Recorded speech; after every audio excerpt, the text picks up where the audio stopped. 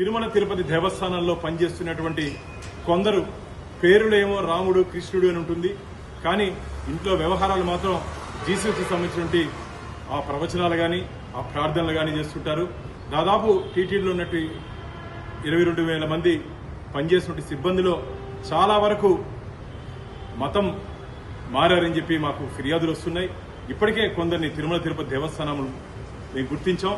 కానీ నేను మొట్టమొదటి ధర్మకర్తల మండలి సమావేశంలోనే ఈ ప్రస్తావన తీసుకురావడం జరిగింది. ప్రతి ఇంటిని సర్వే చేద్దాం.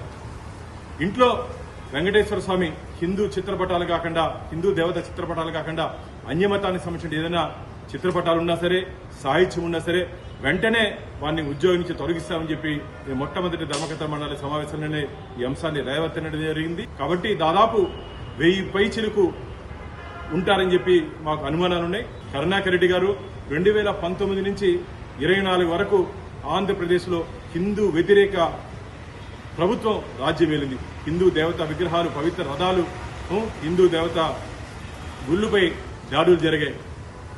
ఒక నాస్తికుణ్ణి తిరుమల తిరుపతి దేవస్థానానికి ధర్మకర్తల మండలి అధ్యక్షుడిగా నియమించారు.